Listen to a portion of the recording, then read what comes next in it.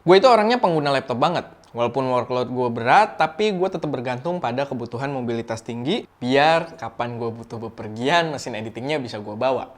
Jadi ya gue pengguna laptop gaming banget, biar bisa dibawa-bawa saat butuh dan bisa menghandle pekerjaan berat. Cuman, layar laptop itu sangat terbatas sehingga di ruang kerja utama gue dari dulu, gue seneng banget memanfaatkan ekstra monitor buat editing biar lebih nyaman. Tapi dulu, penggunaan layar ekstra saat lagi mobilitas tinggi itu hampir nggak mungkin, karena ya otomatis ribet. Jadi cuma bisa ketika di setup utama kita aja, karena udah ada monitor yang standby di meja kerja kita, atau meja kerja gua gitu. Cuman belakangan banyak monitor-monitor portable yang muncul di pasaran dan bisa menjadi solusi buat yang mau multi monitor setup dimanapun. Dan salah satunya ada dari AOC. Oh gini logonya, oke. Dari AOC yang bakal gua bahas di video ini. Apakah bener setelah nyicipin monitor eksternal ini dia akan sangat membantu produktivitas on mobile? Mari kita bahas.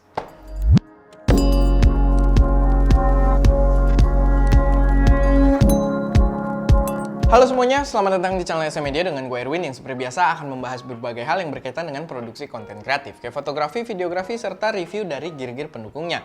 So, kalau kalian tertarik, nggak perlu ragu, langsung aja subscribe dan pastiin aktifin tombol notifikasinya ke mode all, biar nggak ketinggalan update-update terbaru dari kita. Dan pastinya jangan lupa juga buat join server Discord kita, biar bisa diskusi dengan kru ST dan audiens lainnya seputar dunia produksi ataupun teknologi. Buat yang tertarik, linknya udah ada di deskripsi. Oke, jadi monitor yang gue bahas di sini adalah AOC 16T2, sebuah monitor portable dari AOC yang dibanderol dengan harga Rp4.150.000. Ya, mungkin bukan harga yang murah, tapi mungkin bisa membantu meningkatkan produktivitas kita ketika sedang bepergian. Monitor ini punya ukuran 15,6 inch dengan resolusi Full HD. Dari segi ketajaman gambar, menurut gue Full HD di panel 15,6 inch itu fine-fine aja. Gambar terlihat lumayan tajam juga. Karena emang gue dulu pakai monitor 24 inch juga buat resolusi Full HD kalau di setup PC normal. Cuman yang agak jadi problem buat gue sebenarnya ukuran 15,6 inch ini yang ternyata agak susah buat dibawa-bawa. Walaupun sebenarnya ukurannya emang tipis banget, tapi kalau kita bawa ransel yang nggak begitu gede, itu agak susah buat bawanya. Cuman kalau kalian pakai tas buat laptop gaming gede atau tas lempang gede yang biasa juga buat bawa laptop gaming 15-17 inch, harusnya sih nggak ada masalah. Tapi kalau tas kalian kayak biasa pas-pasan buat laptop 14 inch, bakal lumayan susah. Soal build quality, monitor ini juga bagus, cukup rigid dan gua nggak ada masalah dengan build quality-nya. Kita juga dapat magnet cover yang nantinya bakal berguna juga buat jadi stand si monitornya sendiri yang bisa diorientasikan secara landscape maupun portrait. Untuk interface utamanya dia menggunakan port USB Type-C yang udah mendukung DisplayPort output. Penggunaannya juga simple banget, jadi cukup satu kabel aja, kabel USB Type-C, dan kabelnya juga udah didapetin di paket penjualannya. Tapi kalau laptop kalian belum mendukung USB Type-C dengan display output, ya tetap bisa. Dia tetap bisa nerima input dari HDMI juga ke jenis port micro HDMI, karena layarnya memang cukup tipis juga. Cuman kalau kalian pakai input HDMI, dia juga menyediakan converter ke USB Type A buat koneksi ke laptop kalian untuk mengaktifkan fitur touchscreen-nya.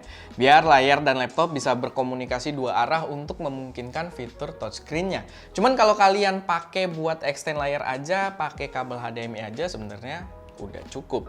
Oh ya, kabel micro to full size HDMI-nya juga udah dapat di paket penjualannya. Lalu dalam paket penjualannya sendiri, kalian juga dapat VESA bracket kalau mau di-mount ke semacam monitor stand atau ke tembok di setup kalian. Cuman kalau gitu menghilangkan esensi sebagai sebuah monitor portable. Monitor ini juga membawa baterai built-in berukuran 8000 mAh, jadi bisa digunakan tanpa extra power source dan diklaim bisa jadi power bank juga. Walaupun ya nggak tepat juga kalau beli monitor ini buat jadi power bank. Tapi buat emergency, kalau kepepet banget ya dia bisa. Oke, sekarang buat experience-nya sendiri setelah menggunakan monitor ini selama beberapa hari. Buat fungsinya sebagai monitor ekstra biar ruang kerja kita di monitor terasa lebih luas saat kita berada dimanapun, dia berfungsi dengan sangat baik. Gue cuma perlu colok USB-C aja dan monitor eksternal pun siap untuk digunakan dengan ekstra fitur yang juga sangat membantu, yaitu bisa dikontrol secara touchscreen juga. Jadi buat temen-temen yang laptopnya belum touchscreen, dicolokin pakai ini, dan monitor keduanya bahkan bisa jadi touchscreen. Dan pada beberapa workflow itu jelas membantu banget gitu adanya fitur touchscreen. Touchscreen-nya sendiri juga udah bagus, dia responsif dan mendukung 10 titik sentuh secara bersamaan. Buat editing video asik juga karena otomatis memberikan ruang lebih. Jadi browsing footage video itu makin nyaman, cuman perihal editing video ataupun foto, layar ini belum memiliki akurasi warna yang baik.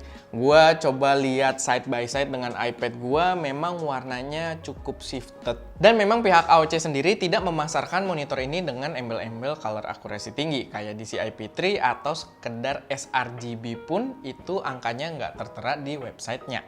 Tapi bukan berarti gambarnya jelek ya. Menurut gua gambarnya udah proper banget, ketajaman oke, kontras lumayan bagus, dan viewing angle pun bagus karena dia udah menggunakan tipe panel IPS juga. Cuman mungkin akurasi warnanya aja yang kurang. Tapi buat yang belum terlalu detail banget soal warna, buat pakai editing video dan foto, itu menurut gue oke-oke aja. Nggak over kontras ataupun over saturated. Yang gue rasain agak shifted aja tone warnanya yang diberikan. Overall, buat yang punya mobilitas tinggi dan menginginkan monitor ekstra di setupnya yang cukup gampang dibawa-bawa dan cukup instan buat di setup, ya monitor ini udah melengkapi kebutuhan tersebut. Plus fitur touchscreen-nya yang pastinya nice to have juga. Cuman ada beberapa poin minus yang gue dapati dan mungkin bisa jadi pertimbangan kalian juga sebelum membeli monitor ini. Pertama, gue tadinya berpikir kalau monitor ini bakal asik buat monitoring konten yang diambil kamera. Jadi kayak field monitor saat produksi. Tapi ternyata karena monitor ini pakai micro HDMI, ternyata agak susah buat nyari kabel micro HDMI ke micro HDMI lagi. Karena kamera gue juga pada pakai micro HDMI semua buat display outputnya. Susah ternyata nyari kabel begitu dan perlu diakal-akalin pakai adapter yang gue nggak mau se-effort itu buat coba-coba. Dan berkaitan dengan jadi field monitor, monitor ini juga nggak punya quarter mount atau mounting ala-ala kamera yang buat dipasangkan ke tripod ataupun light stand. Jadi memang monitor ini tidak friendly dengan ekosistem produksi. Lalu untuk magnet cover atau magnet stand-nya ini di sini juga aneh. Kalau dipasang di samping buat nutup dia klop. Didesain ada dua lubang dan memang otomatis magnetnya narik klop dengan dua lubang tersebut dengan dua titik yang ada di covernya. Tapi di sisi bawahnya itu enggak. Lubangnya tetap ada tapi dia menolak. Magnetnya menolak sehingga jadinya malah kayak gini, ada perbedaan sedikit gitu nempelnya. Untungnya ada dua titik yang ngejaga monitornya dari sliding, tapi tetap kayaknya kalau lihat desainnya itu bukan fungsi aslinya. Harusnya dia tetap ngeklop masuk ke lubang cutout tersebut. Gue nggak tahu sih ini isu di unit gue aja atau gimana, tapi kalau lihat desainnya sih balik lagi gue tekenin harusnya magnetnya klop narik sesuai dengan titik penyangga di lubang cutout-nya. Jadi dia biar lebih nempel dan lebih kokoh juga gitu, nggak gampang buat kepleset. Sama minus terakhir paling speakernya aja, karena gua coba buat denger suara yang keluar dari speaker bawaan monitornya dan menurut gua suaranya itu ya sekedar yang penting ada aja. Nggak bisa dinikmati, jadi jangan mengandalkan suara speakernya untuk preview audio di workflow profesional ataupun untuk kebutuhan content consumption.